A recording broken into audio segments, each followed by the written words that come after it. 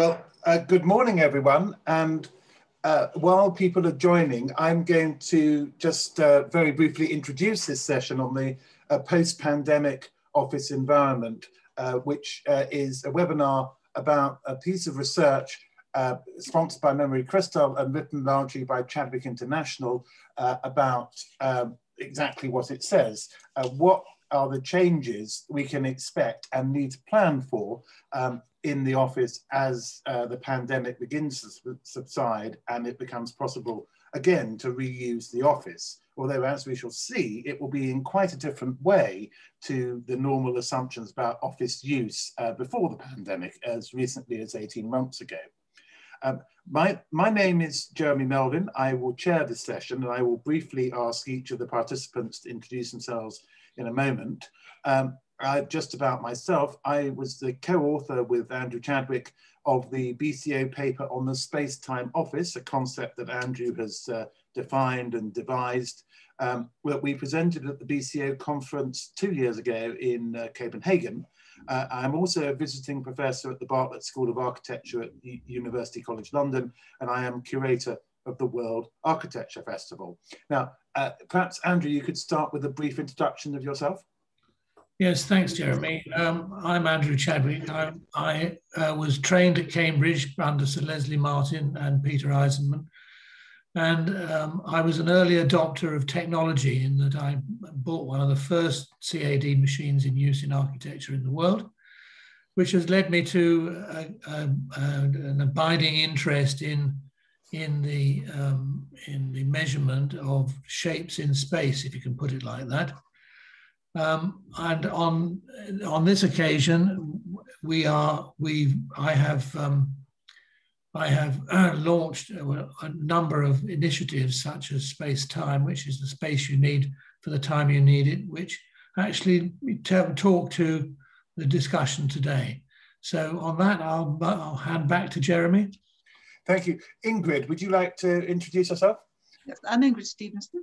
I work for Chadwick International alongside Andrew, but I've been involved in lots of strategic studies for strategic briefings really on real estate and how companies are using their office space, the current working practices and introducing new ways of working, and that's over many years. So obviously I've seen the attitudes change over time. And then, of course, I've been involved in the change management and production of quality environments, in working environments in the office. I'll hand back to Jeremy. Stephen Ravenscroft, would you like to introduce yourself? Yes, thank you, Jeremy. My name's Stephen Ravenscroft. I'm the head of the employment team at Memory Crystal, which is a full-service law firm located in the City of London. So in my practice as an employment lawyer, I advise principally employers across a whole range of sectors in relation to their HR issues. And clearly, during the past 15 months, that's been particularly focused on managing workforce issues around the pandemic and remote working, returning to the office, and the job retention scheme. So I'm delighted to be involved. Thank you. Thank you. Alistair, could you say a few words about yourself? Thanks, Jeremy. My name is Alistair Moss. I co-lead the real estate department at Memory Crystal. I act for institutional investors, occupiers, developers and lenders in relation to real estate aspects. I have chaired a number of property funds and non-executive director on various property funds, and I recently co-chaired the city's recovery task force responding to the pandemic. Thank you. And John Lane, would you like to say a few words? Good morning, I'm John Lane. I'm an IT and technology consultant. I've worked with, amongst others, Chadwick International for many years on the design and implementation of the IT and audiovisual aspects of offices designed for flexible working. And my association with BCO goes back to working with Neil Pennell and others on the IT elements of the BCO office specification guide and the fit out guides, whilst I was working at Pagoda Consulting and more recently as a IT and audiovisual partner at Cundall, or Cundall Johnson and Partners, as some people know it. So thank you, Jeremy. Thank you to all of you. So I hope everyone has a brief idea of the expertise of the individual panelists now. And I'm going to turn straight to Andrew to ask him to outline the purpose of this piece of research and, in a nutshell, what were its findings? Thanks, Jeremy. Yes, well, the purpose of this piece of research is to examine the likely nature of the office in the post-pandemic era. I mean, everybody knows, and I mean, I'm really repeating what lots of people say when I say that the pandemic has actually it's on the kind of scale of the Black Death and the Fire of London. It's kind of that type of event, and it's affected us all, and most particularly, it's affected the way in which we work and we interact. So what we're trying to do with this research is to examine the effect on the office world, on the world of work, and to not to come to any specific conclusion saying, oh, this is what it's going to be like in X years, is really to actually gather the thinking in the market and put it down so in a comprehensive way that actually allows people to make their own judgments. So that's really what the purpose is about. The findings are actually, I suppose you could pretty much say that the findings are that there is no single simple answer. In a nutshell, the office won't disappear. I'm sure people will be glad to hear. But it will change, and what I think is demonstrated in our paper is the fact that there are so many dimensions to the changes that are going on that the office eventually will be relatively unrecognizable from its forebear in 2 or 3 years ago. So that's my take on the findings of our own paper. Jeremy. Good. Well, without trying to sort of predict what is going to be said later on, very, very briefly, do you think is the most likely model for the office of the future? Will it be like a conventional office with serried ranks of desks, each with their own worker, or will it be something that will look and feel quite different? Well, I think it'll look and feel quite different because it's the core of the office is going to be the kind of social centre, isn't it? And I think the serried ranks of desks are on their way out if they haven't already gone. And there are, what will it be like? I don't know, maybe long benches. It could be it could even be virtual rather than real. So I think the possibilities are well, they're not endless, but they are. That's one of the real challenges of this, the new era we're in, is to actually take advantage. To actually learn something from what's happened and actually be positive in the design of new offices rather than to having a negative version of the old world. And to what extent do you think these changes were already beginning to happen, or you could detect them in the work that you've been doing for more years than you or I care to remember, probably, in thinking about the office and the most effective and efficient use of office space? And what has been brought about specifically as a result of COVID? Well, I think COVID is an accelerator. I mean, there's no question that what we call the space-time office, the space you need for the time you need it. We've been developing that for 20 years or more, the world has kind of caught up in many respects. That there are a lot of people use their offices in a dynamic way, but COVID has driven this into a new well, a whole new era. It's, first of all, you can only get a quarter of the people in the same space that you could pre social distancing, and that means that people aren't going to go out and buy another, 3/4 of their space, are they? I mean, they're going to reuse what they've got, and you do that by rotating using reservation or some other method of allocation. And so it had already started to happen. COVID has driven it, has made it much faster, and of course, COVID has the advantage from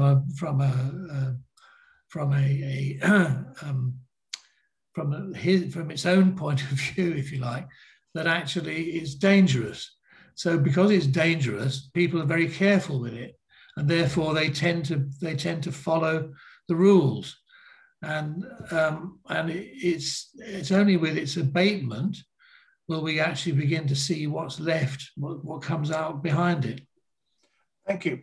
And one of the things that is going to become, already is, I think, a common phrase, which we didn't hear so much of a year or so ago, but which your report really promotes, is the idea of hybrid working.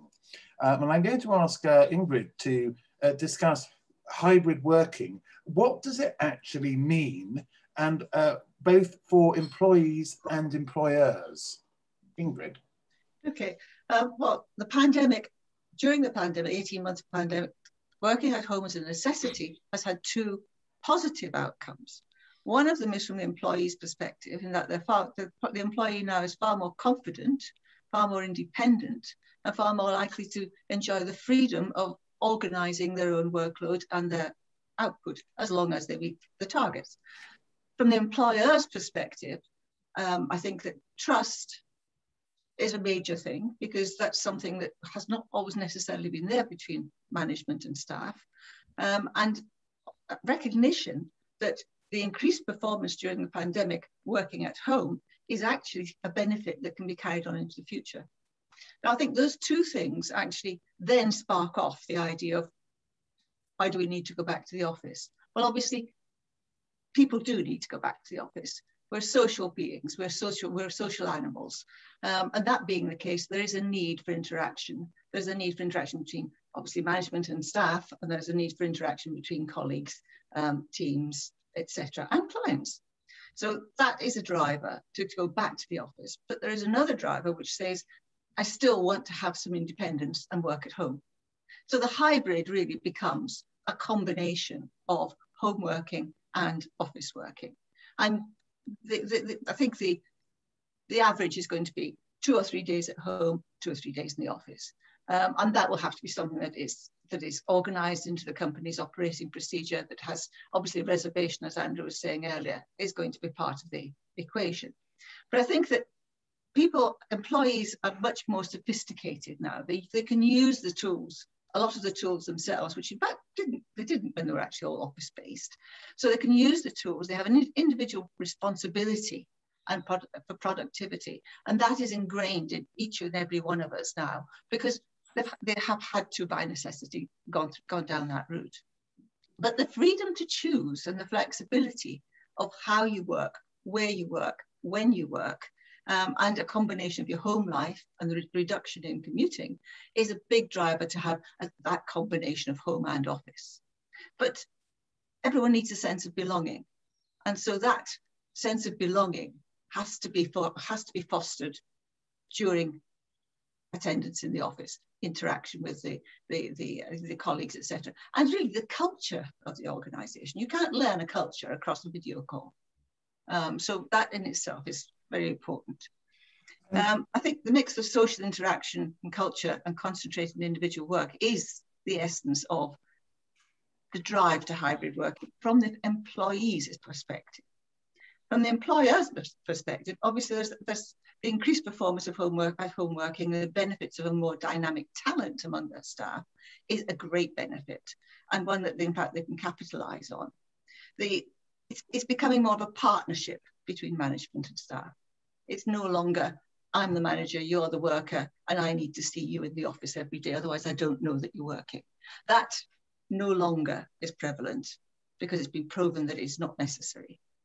What sort of changes are employers or space providers going to have to make to facilitate a hybrid pattern of working where people may spend 2 days in the office and 3 days at home? What you know, one assumes, I think, that the existing standard configuration of space isn't going to accommodate that. What do employers have to think about in providing support for hybrid working in the office? Well, I think there are two things. Firstly, yes, there will be an element of workstation space, but I don't think people will be going to the office to sit at a desk for 8 hours of that day. The reason for going to the office is going to be the interaction. So employers are going to have to look at the whole configuration of their office space with a minimum amount of reservable workstations, but it's going to be much, much more communication. It's going to be informal meeting, formal meeting, social space, team space, project space, quiet space, interactive catering type space. So it's a gamut of all those things, and the emphasis is going to be on those spaces, not on the here you come sit at the desk for 8 hours. So the minimum amount. Hybrid working, it's also a hybrid combination of spaces that the office absolutely will have. I believe that the office will become more of a community space than it is office qua office as we've understood it in the past. Good. Well, thank you. Now, the points Ingrid raises obviously have enormous implications for the relationship between employees and employers. And that brings up the next point, which I'm going to ask Stephen to respond to, that this hybrid working, or the new patterns of working that will emerge, are beginning to emerge, raise all sorts of legal issues. And do we know whether it is going to become a legal right for employees to say, I want to work at home 2 or 3 days a week, and it will be up to the employer to say, there are strong reasons why you can't? Or is it going to be purely a matter of choice, of individual agreement between employee and employer? Well, it's a very pertinent question, because the Queen is addressing Parliament today, and at one point it was expected that in her speech there would be a proposal in the employment bill whereby flexible working would become the expected standard where possible, and employers who wanted employees to work more standardised hours and in a standardised location would have to show the reasons why. Now, I don't think that's going to be proposed today in the speech, but I think that it is part of an employment bill which may yet be published for consultation during the course of this year. So, you know, that is potentially the direction of travel of the law. As things currently stand, I do still think that employers have a relatively strong amount of control over these issues. There will normally, of course, be a written contract of employment for each employee, and that contract of employment will set out the location and the hours of work and so on. And whilst there may have been some temporary variations to those terms to deal with the consequences of the pandemic, I think employers still have a good degree of control to effectively require employees to comply with those obligations. But of course, you know, the stick is not really the best way to manage your personnel and HR issues. And I think entirely agree with Ingrid in terms of the varied considerations that employers and employees will have about the new way of working. From an employee perspective, there could be very different, quite diametrically opposed views. There may be some employees who are desperate to get back to their office space on a 5-day-a-week normal basis. And there may be some employees who can't stand the thought of getting on another train to commute again for the rest of their careers. I suspect that the majority of people are going to fall somewhere between those two stools, but there is a wide set of views. So I think it's going to be important for employers to take those into account as best as it can, but to set what it believes is the right standard and policy for its own business, taking into account the softer elements such as collaboration, culture, training and development, which are going to be incredibly important, and weighing those up against some of the benefits that we've seen out of lockdown. You know, some businesses have reported actually increased productivity given the personal responsibility that's been given to their staff to control their own hours and their own location. So there are a variety of factors. What the law does provide in the event that an employee feels that they are being required by their employer to work in a way that does not suit them is that employees can make flexible working requests, and there is already a statutory framework for that. And I'm sure going forward that we're going to see an explosion of these requests from employees who feel that they are being asked to comply with a pattern of work, whether that's for hours or location or otherwise, that no longer suits them, having been through the experience of the last 12 months. So the legal framework there is going to be very important. And I think it will become more difficult for employers to justify full-time office-based working under the flexible working legislation, because clearly many employees will be able to point to the experience of the last 12 months and the successes of that experience as evidence to support their requests. I think the other legal aspects around flexible working that employers will need to be very wary of and take good note of are the risks of discrimination.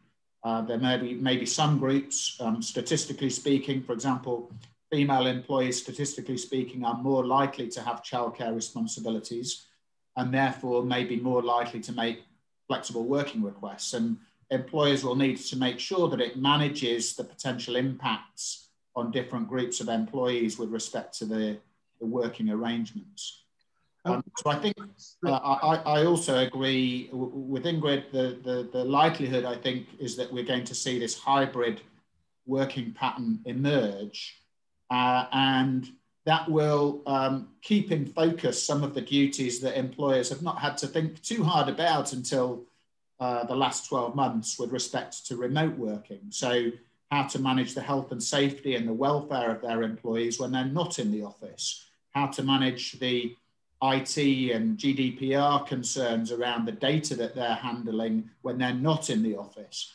You know, these are a variety of legal aspects that are going to be really important in managing the employment relationship and HR issues within a particular business. Well, one of the points that comes up in the piece of research is the issue of monitoring performance and a performance review, which most contracts of employment, as I understand it, specify, and that can be quite a useful part of the relationship between employee and employer. Now, are you aware of any attempts or indeed any successful ways of measuring whether people's productivity might improve by allowing hybrid working and facilitating that? Yes, I mean, I think it depends the nature of how performance is measured. Take a professional services firm like a law firm, for example. Productivity is relatively easy to measure because it depends upon the hours performed on client matters. In other types of businesses, it may be very much based on sales statistics. So there are a variety of factors. I think the difficult area is going to be distinguishing the hard facts, which can be defined, which can be set out, which can be compared against previous years of performance, against some of the what I call softer elements, which are very difficult to measure. And frankly, I don't think that we have yet seen the impact on some of these softer measures. Particularly, I think, learning and development. It seems to be generally accepted that for more junior members of staff, for trainees, for people joining organisations who need that on-site training and development and supervision, there's clearly been difficulties in providing that to them from a remote working perspective. And I think that is going to be a critical part of developing our workforce that comes through in the future, is making sure that this hybrid model does respect the fact that there needs to be a degree of office-based work to help those newer employees develop their skills, their expertise, and so on. Yeah, thank you. And the next point to move on to, and I'm going to ask Alistair to comment on this, are to do with the financial implications of this. That you know, an awful lot of our economy depends on the lease as a way of generating value that is, you know, to some extent pays our pensions as well as provides, you know, our working environment. So it's not something that can be tampered with lightly, it seems to me. So thinking of you acting both for occupiers and for landlords, what do you see as being the key challenges to making an equitable relationship work with new types of working? Thank you, Jeremy. Yeah, you're quite right that the legal structure around how people occupy space is extremely rigid and founded in deep-rooted history and politics, feudal politics really. And that's why the real estate system varies across the world from jurisdiction to jurisdiction. And what's fascinating about this debate from a lawyer's perspective is, you know, that the pandemic reset really what we use space for, because it suddenly forced us away from the norm of what had been the case for however long offices have existed for, last 100, 200 years or whatever. So, and I think the key question is, what is the output one gets from space? And before, the lease model is all based upon, indeed, any real estate model, I would argue, is based upon the right to occupy, simply the right to occupy. So therefore, what one does with one's land, office, whatever else, is one's own business. But, you know, over time, that's kind of changed. And we were starting to see changes really prior to the pandemic. Surveyors on this call well know, you know, for the last, I'm guessing, 20, 30 years at least, in terms of turnover rents and other analysis for retail and leisure, food and beverage kind of uses, where there would be a link made between the occupier and the landlord in terms of what the occupier was doing in that space and what they got out of it directly related. And we have seen more of that work in the last year or so. There's definitely been more of a shift towards that, because, you know, if one thinks back a year ago or so in terms of what happened with real estate laws in terms of moratoria and others, the government's call to us really was to speak, for landlords and tenants to speak and to have a dialogue, because suddenly people realised they had space that they couldn't afford, their business was massively affected, or the space they maybe can afford, as Steve says, there are very productive entities out there, but it just wasn't being used. It was a white elephant. So that kind of dialogue is something I see as the way forward.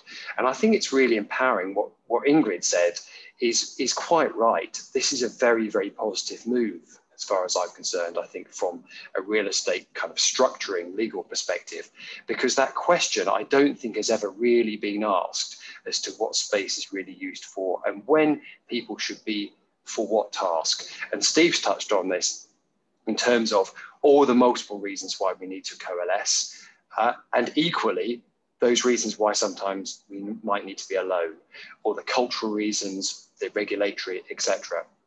So I think there is a future for the use of space, clearly for use of commercial space, but it's got to be, and this is dynamic between employees and employers, between developers, between the occupiers, between lenders. This is a very deep-rooted kind of thing we're dealing with here, as to how that space is being utilised and really what the outputs are.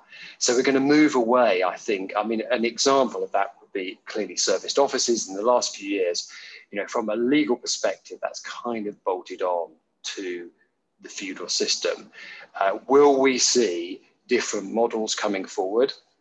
Or I think more likely, we will see lease events occur whereby developers and occupiers will look to see, with the guidance of people like Andrew and Ingrid, as to how space is occupied, really what they need it for, and then you'll see reconfiguration of that space. You'll probably be paid for through, as you said, Jeremy, through your pension funds and other, there'll be investment in this. And I would argue that the good developers have probably been doing this actually anyway for the last few years, in terms of how you have collaboration space, how you imbue a culture in, how you attract people into space to do things, and how you get them thinking about what they could be doing best wherever. So I think it's exciting times from a legal perspective in what was, I think, traditionally a very, very slow-moving market. And as you say, a number of developers have been thinking about this, but I think the people who have really driven it are the big corporate space users who have found themselves saddled with quite long leases and obligations under those in terms of rent and other expenses, and thought, how can we make this work better?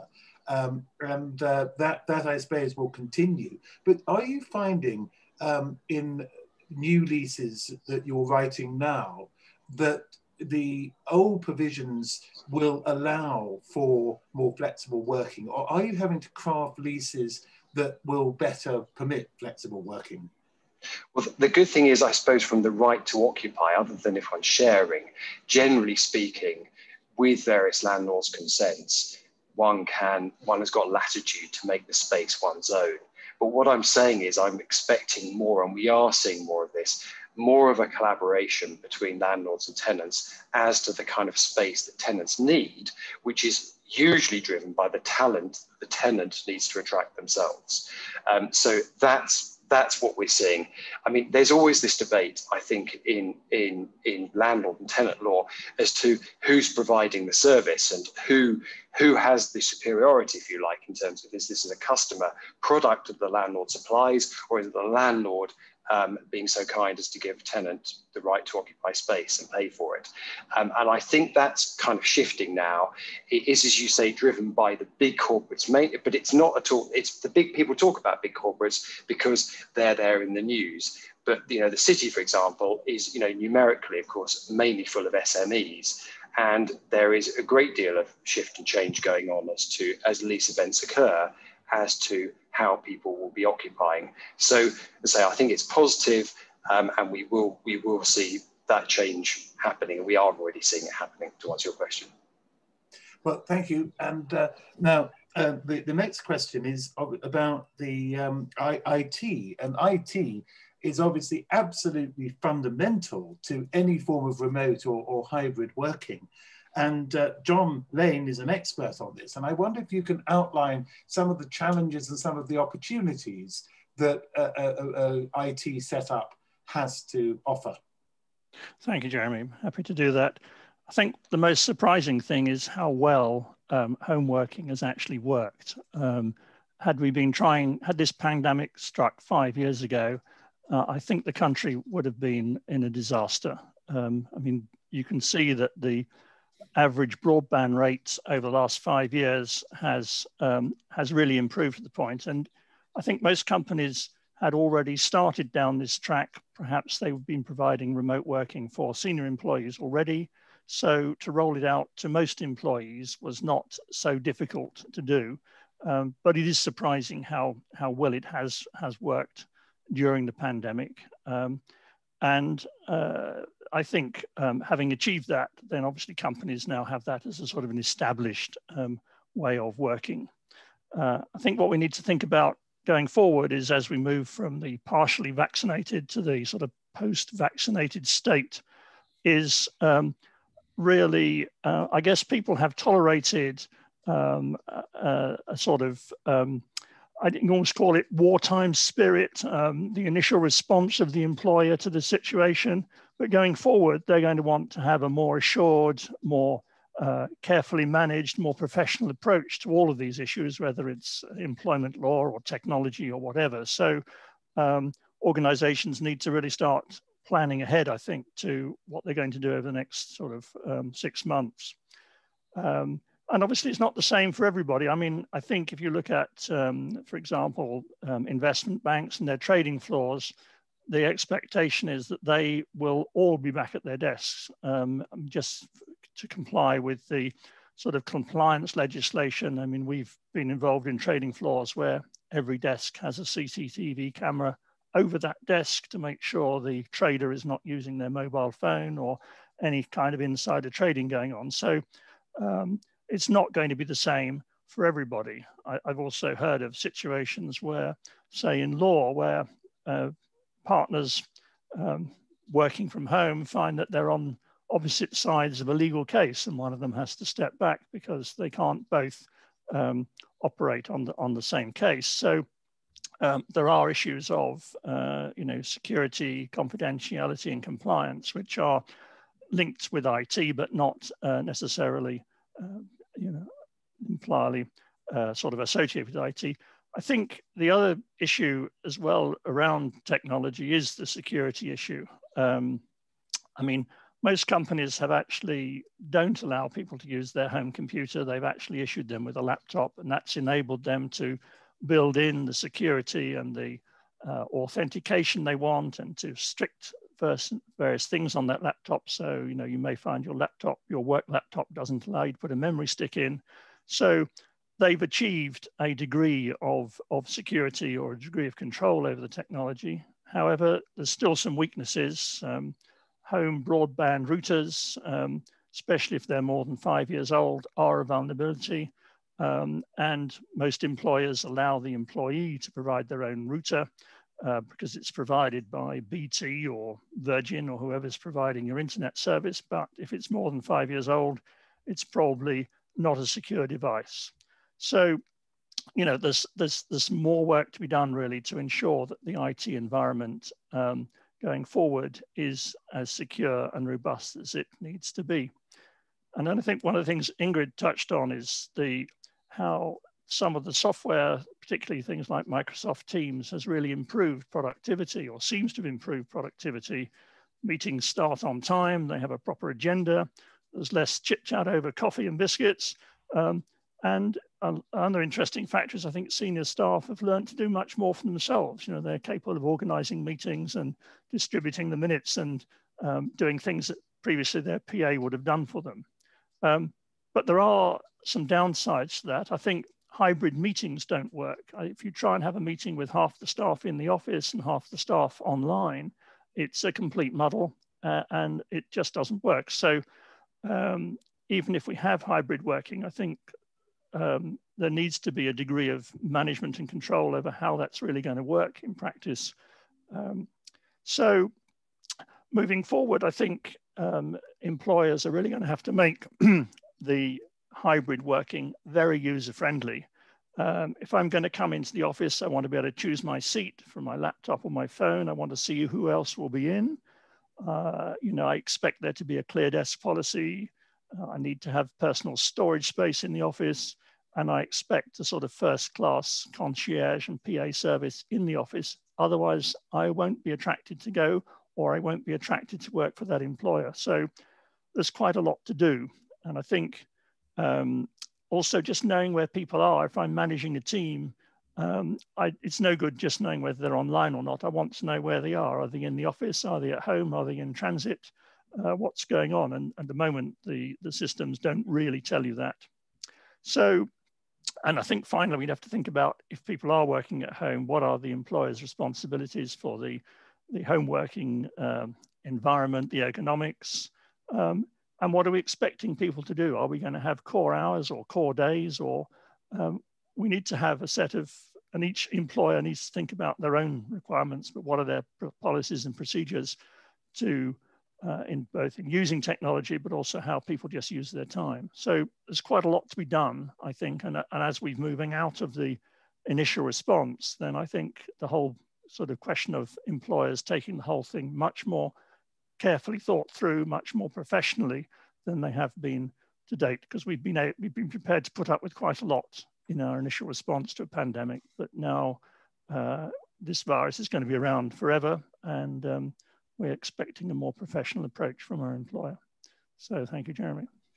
Thank you, John. I mean, what you say, of course, is I think we're all aware of that 5 years ago, home working at the level we've been doing it for the last year would simply not have been possible. And what you're saying is that as well as facilitating, some possibility of surviving the pandemic from a commercial point of view, there are still some challenges for the IT industry, I think is what you're saying, the manufacturers and the programmers, to make the full benefit of what the COVID episode has shown in terms of flexibility, hybrid working, but also I think a word that it was Ingrid who raised first of all, a greater relationship of trust between employees and employers. And I think if we get to that, we are really in a sweet spot in terms of satisfaction, productivity, and almost every form of social well-being as well as commercial well-being. So thank you all very much. We've now got 20 minutes or thereabouts to take some questions. We've already got some questions. If anyone wants to ask something, there is along the bottom of the screen the Q&A function, which you can type a question in, and I'll try and work through as many of those as we can. And I will try and direct the questions to the people who I think that on the panel best able to answer it. But if anyone else in the panel wants to come in, please do, because there may well be implications which I don't immediately get. So our first question comes from Luke Stewart, and I'm going to just read it. And I'm going to ask, I think, Andrew and Ingrid to respond in the first instance, but as I say, anyone else who wants to come in, please do. And this is the question: is it expected that the increased demand for space per occupant will be more or less balanced by having less occupants in the building at any one time, which might result in the same overall real estate requirements for users? Andrew and Ingrid, perhaps you could give a quick thought on that. Well, I'll defer to Ingrid in half a second, but I think, as we said at the beginning, that you, roughly speaking, can only get a quarter of the people in the same space with social distancing. And the way that you manage that, of course, is to circulate people on a reservation system or similar, so that you end up, you in theory, you could end up with the same amount of space handling the larger number of people, essentially. Have I got it right, Ingrid, or am I on the wrong end of that stick? Ingrid. I think that, sorry, Jeremy. I was just going to say you need to turn your mute off, but you have done so. Yeah. Just done that. Yes, I think that the space, it's the old solid question about what are you using the space for and how are you using it. Yes, you may have less occupants in the building, quite right. But will that reduce the need for space? Because whilst you have less resident occupants, you're going to have a greater use for the floating population. So in other words, for the meetings and the communication and so on. So I don't think that, yes, there could be, depending on the organisation, obviously, there could be a reduction in the amount of space that's required. On the other hand, it may be a similar amount of space, but used entirely differently. Yeah. Well, that's right. I mean, I think that it'll balance out at the end to being the same kind of space, but for more people. Yeah. Maybe in this order, Alistair and Stephen could give a quick comment on that. Alistair, obviously from the real estate point of view, that if you're using the same amount of space, does that necessarily stabilize the economic and the legal obligations in terms of space use? And then to ask Stephen to comment on the HR legal aspects of this. Thank you, Jeremy. What I would say is that this is going to be quite an iterative process. And I mentioned before lease events, where very few people predicted a pandemic and put it in their risk map as an organisation. I've not heard of an instance of where someone put in a lease break due to COVID-19. So what we've got to wait to see in terms of the use of space and how much space people are contracted to is for lease events to occur. Leases have lessened in their tenure over the last few years, but generally speaking, you're talking about 5-10-year leases or so. So therefore, those events have got to occur, or a deal has got to be done with the landlord for less space, but for some other reason. So that's kind of what we're seeing, I think, from a real estate perspective. But I would agree with the comments overall that I think, from the businesses that I'm aware of and advising, that they are generally looking at utilising much the same space because they realise they're going to need probably more meeting rooms and less kind of fixed space. There was at the beginning of the pandemic, though, a lot of talk, especially from larger entities, about the need for no offices and a lot of grandstanding there. I think that's kind of rode back now from chief executives grandstanding there as to kind of cost cutting to now a more considered approach, realizing that they need to attract a workforce back in, and have got some of the kind of softer things to deal with that Steve and Ingrid have talked about cultures and supervision and other things that John's talking about, regulatory things, which probably kind of bring them back to a situation of little change. I think you have a lot more choice, Jeremy, in this. What Alistair was talking about there is the kind of the lease events that prompt action, but the action that you take can be determined by your choice of the way in which you use the space and how much social space you have as opposed to working space, or the density of the working spaces in relation to social space. There's altogether more opportunity in the post-pandemic era than there was pre-pandemic as an outcome, if you want to say. Stephen, do you have a quick comment on the HR aspects of using space in this way? Well, during the pandemic, clearly the requirement for space for those employers who are asking people to attend work remained the same. And indeed, many employees who were being asked to come into the office and didn't like it would object because of the complaints of not sufficient social distancing and so on. As we move out of that phase, I tend to agree. I mean, I don't see there being a huge reduction in the need for office space. I think office space needs to be repurposed, but employees, staff will want to come in, they'll want space, they'll maybe want slightly different things out of their work environment. As a very kind of general comment, my sense is that the largest employers, the huge banks and so on, may have slightly less requirement for the amount of space that they already have. But I suspect the SMEs, there will still be a requirement there. Thank you. And there's one question here that relates directly to that from Paul Finch.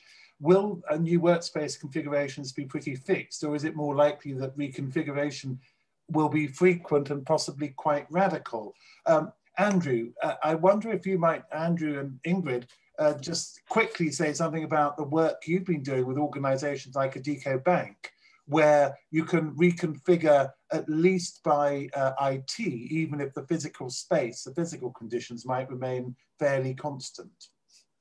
Well, yes, I mean, Adico Bank, which is an Austrian bank in Vienna and in the Balkans, is a classic example of a space-time office. I mean, they operate across eight countries, six locations, and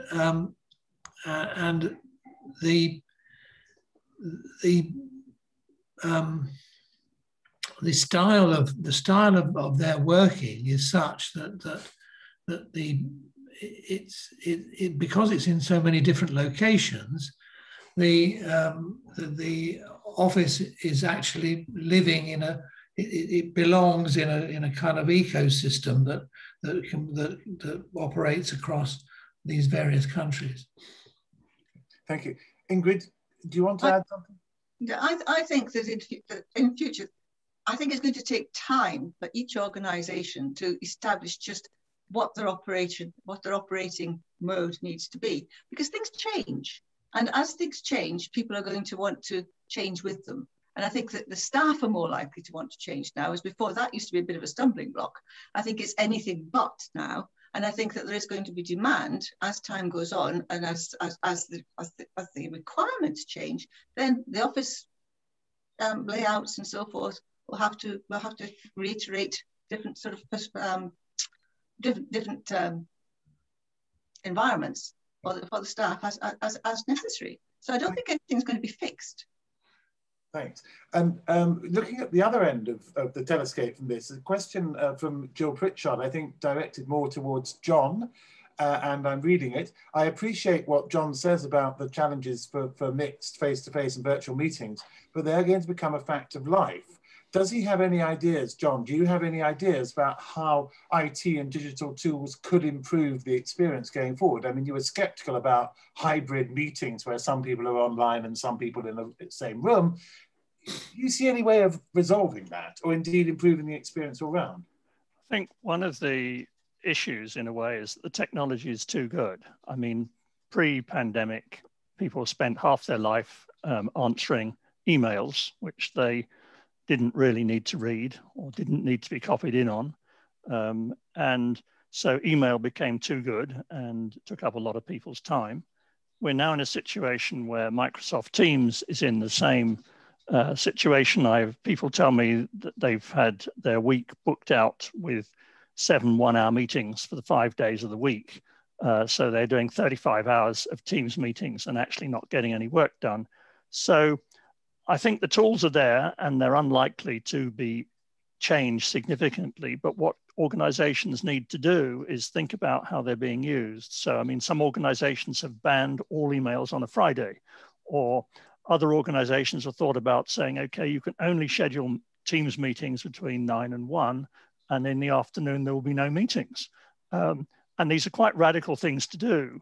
But if you don't do them, then your employees get swamped by the technology. And so I can't see that, you know, sort of fancy technologies like virtual reality or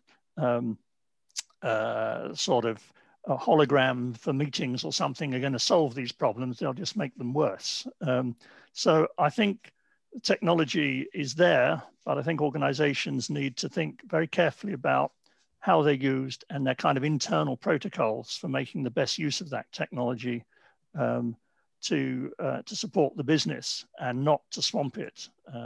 Many other organizations I've been speaking to now have too many systems. They have Teams, they have SharePoint, they have whatever they had before, some sort of regular structured filing system. They've created too many options for the staff and too much muddle. And it really does require the IT direction in the company to not just offer everything that's available, but to think very carefully about how it's used and how best to support the organization. And in my view, use less of it. As somebody said, you know, often picking up the phone and having a 2-minute conversation is all that's needed. And it saves, you know, 10 minutes of email writing and reading or an hour of a Teams meeting. So it is about establishing a culture that actually works. Sure. So I think that comes to another question that David Hughes is asking, which is almost about the tyranny of Teams. He says, you know, so many meetings stretch out to the mandatory hour because that's how your calendar works. It allocates an hour or whatever, and it makes the working day less efficient because it becomes a sort of tyranny that you have to be online at a certain time.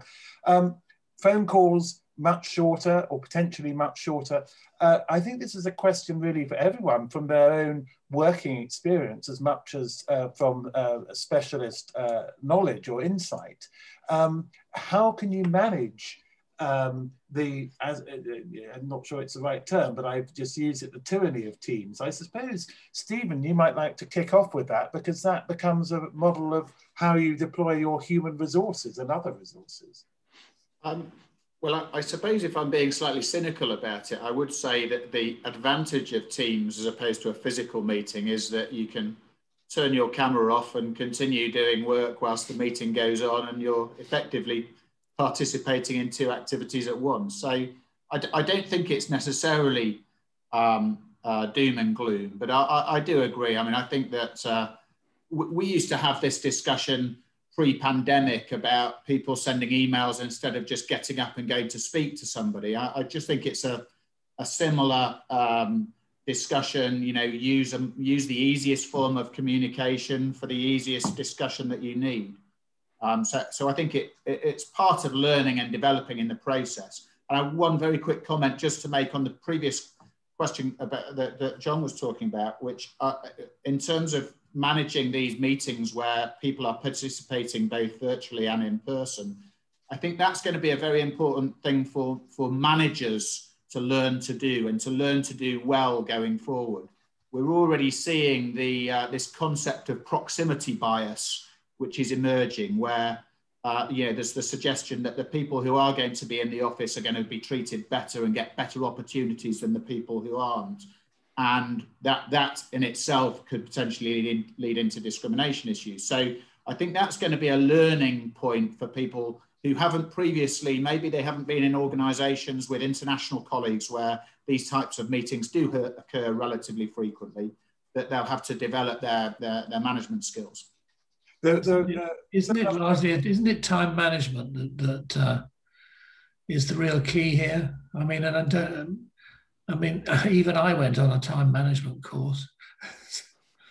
So it's not just the space you need for the time you need it, but the IT equipment you need. Well, no, I was going to say, and actually just to pick up on Paul's original thing, the space time, actually bringing the element of time into the space equation has a lot of mileage. I mean, we could go on for hours here, but if you put time and space together, you've got a lot more to deal with, and that means that you've got many more opportunities, even above the ones induced by the pandemic.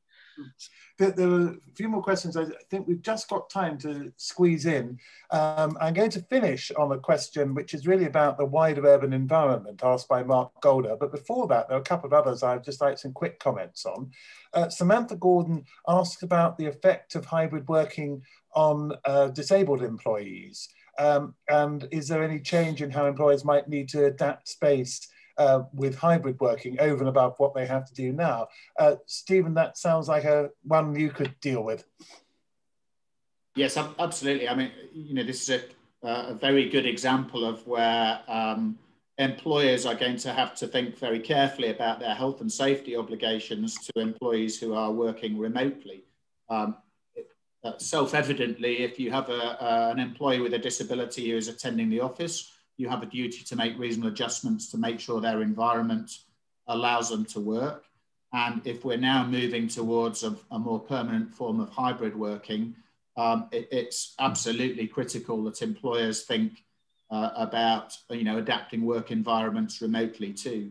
And that's not just for people with disabilities. I mean, that is, if we're moving into this more permanent hybrid working arrangement going forward, then there are a whole variety of health and safety issues that an employer has to consider for its remote-based workers.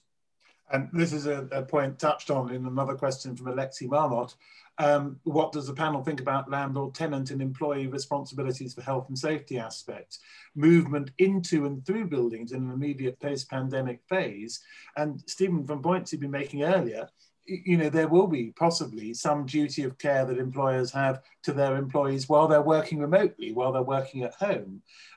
So I wonder, and Stephen, you might want to add a comment or two on that, but I'd also like to bring in, I think, Andrew and Ingrid from the designer's point of view on this.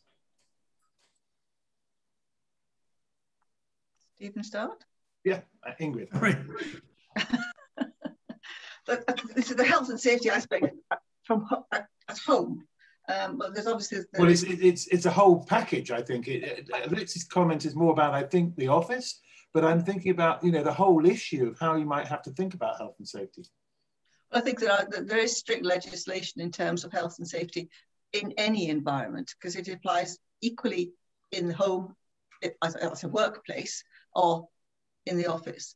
And so that means that there has to be guidance and help and so forth given on the ergonomics and the workplace itself, the environment itself. And I don't think it's going to be possible for large organisations to visit everyone's homes to check on this, but there needs to be a strong communication between the employer and the employee to make sure that in fact their working environment does in fact comply with all the various different regulations. And there's guidance, there's ergonomic guidance and so forth that can be accessed by the employee to make sure that they know what the standards are. And that the employer makes sure that they are familiar with that, and maybe need to have financial help, in fact, to set up their own office to be sure that they are compliant from a health and safety perspective. Well, thank you for that. And as we are coming to the end of our hour, I do just want to ask each of the panelists for quick comments on the wider the effects on the wider urban environment. This is sparked by a question from Mark Golder, which is, in the context of wellness and active travel to and from the office, what improvements can be made to buildings to encourage more sustainable modes of travel that promote physical and mental health? So I would add, it's not just modes of travel, it's the broader urban environment. What's going to happen to the laundries, the sandwich bars, the newsagents who have picked up their custom largely from thousands of people going in and out of very large offices, as was mentioned, I think, last week. One of the reasons why Goldman Sachs are going to require their staff to go back into the office, because they believe they have an obligation to the myriad of small businesses around them who are kept alive by the community of their office. So just for quick thoughts about including travel, but about the wider urban environment. Yeah. Andrew, can I start with you? Yeah, yes, thanks, Jeremy. I mean, it's a very pertinent point. Just to start at the beginning, the city's not dead either, by the way. I mean, the office isn't dead as a result of the pandemic, and nor is the city. And the point about the city, there are there are new ways of working, there's new ways of transporting, there's new ways of retail, there's new ways of entertainment. These facilities, all of these things have their own change pattern induced by the pandemic. Consequently, I think that the volume of business or trade in the sandwich bars and all the rest of it that you talked about, it will change. It will probably be different, but it will be there, and the city will continue to live, because cities are actually the focal point of most society's lives. It's civitas from the Latin. Alistair, I mean, you're thinking of your role within the city corporation and how the city can survive and bounce back from the pandemic. How do you see this panning out? Well, just to answer Mark's question in terms of how offices are being reconfigured, certainly what we're finding is that, now the staircases are far more prominent, and, because people actually encourage to use stairs rather than lifts. So the whole idea of a lift bank as the first thing you see is getting a bit dated. And the second thing is the idea of having like a pour door for cyclists to come in around kind of some service area is certainly going out as well. So those are ways in which we're encouraging better physical and mental health.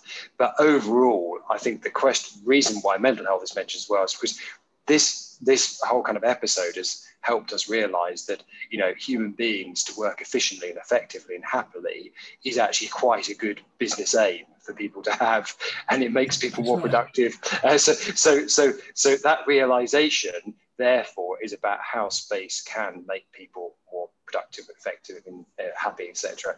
And to go into the wider ecosystem, absolutely, smaller businesses and what you see from your journey from home right through to the office and back again, including all the leisure and other things that kind of go on in people's lives, or transport, is all part of the equation. And I'm really delighted that's kind of being looked at and analysed and talked about by everyone. And John, just to give you, I think, the final comment here, are there IT implications for both the transport system in terms of smart information about when your bus is coming, when your train is about to go, how full it might be, as well as what retail or other opportunities might be within the wider environment? I think so. I think what, of course, has changed is that previously we had to be present in the office from 9 till 5. Now we're expected to be online 24/7. So again, we have this problem of IT being too good. And of course, what is going to happen is we're going to have 4G and 5G, so that you won't be able to say your train's in a tunnel or I'm out of reach. You will be reachable at all times. And In some ways that's plus, in some ways it's minus. I think one thing that has happened is by seeing people at home, they've started to become slightly more human. You know, there was the TV presentation where the minister's child came into the presentation, and the effect of that was everybody realized he was a human being, which did his profile no end of good. So we are human beings, and technology is there to be used as a tool and not to dominate our lives. Well, unless there are any other very quick comments from members of the panel, I think it remains for me to thank each of the panelists for very concise but insightful contributions, and to Andrew and Ingrid for doing, and John and Stephen and Alistair for doing the work on this piece of research, which, as I understand it, will be available to members on the BCO's website shortly.